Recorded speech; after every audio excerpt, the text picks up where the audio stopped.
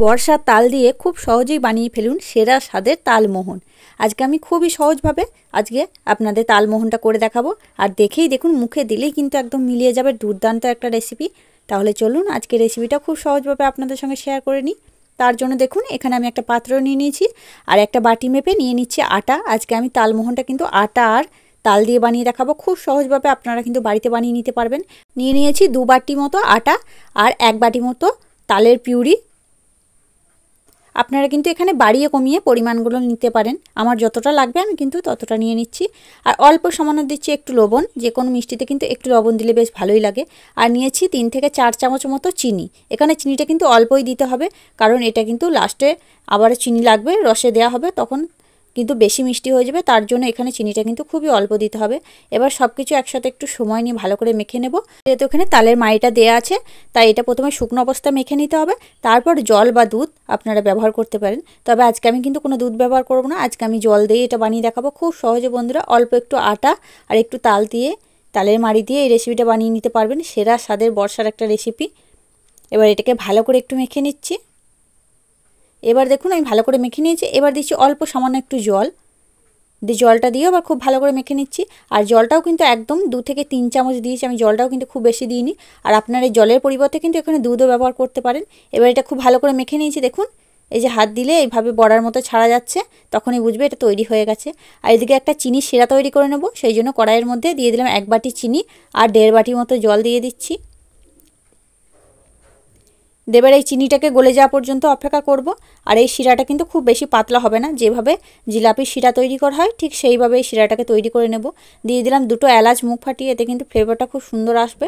এবার এই চিনিটা গলে যাওয়া পর্যন্ত আর এটা রসটা ফুটে যাওয়া পর্যন্ত আমি অপেক্ষা করব। এই দেখুন আমার কিন্তু শিরাটা তৈরি হয়ে গেছে। এই যে হাতে দিলেই বুঝতে পারবেন যে একটু চটচটে ভাব এসছে, তখন কিন্তু আমি এটাকে নামিয়ে নেব। একটা পাত্রে ঢেলে রেখে দিচ্ছি। আবারও কড়াই পরিষ্কার করে গ্যাসের মধ্যে বসিয়ে দিয়েছি, দিয়ে দিচ্ছি সাদা তেল। এবার তেলটাকে প্রথমে খুব ভালো করে গরম করে নিয়েছি। এবার মিডিয়াম টু লো ফ্লেমে তেলটাকে করে নিয়েছি, মানে গ্যাসটা কমিয়ে দিয়েছি।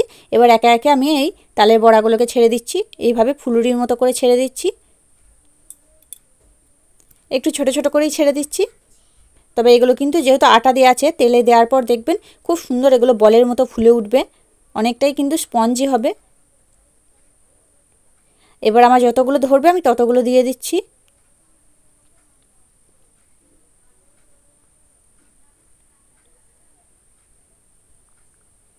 বেশ কিছু আমি দিয়ে দিয়েছি। দেখুন অল্প ফ্লেমে, গ্যাসের ফ্লেমটা একদম লো টু মিডিয়াম করে দিয়েছি।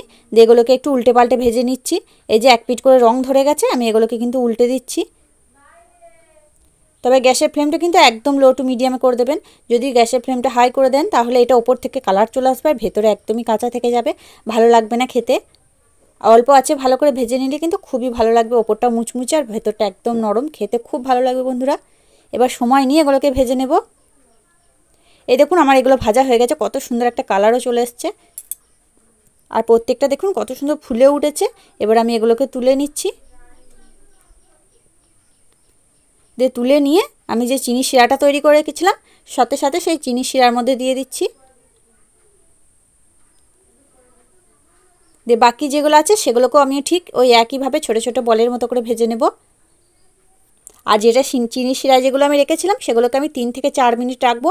বেশি কিন্তু খুব বেশি রাখলে আবার ভালো লাগবে না, একদমই নরম হয়ে যাবে। আমি 3 থেকে 4 মিনিট রেখে তারপর এগুলোকে তুলে নেব।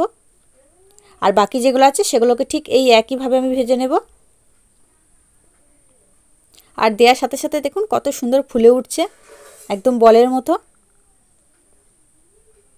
এই দেখুন যেগুলো আমি চিনি শিরার মধ্যে দিয়ে রেখেছিলাম, সেগুলো 3 থেকে 4 মিনিট হয়ে গেছে। এবার আমি এগুলোকে তুলে নিচ্ছি। কত সুন্দর কালারটা এসেছে দেখুন। এবার এগুলোকে সব আমি চিনি শিরা থেকে তুলে নিচ্ছি।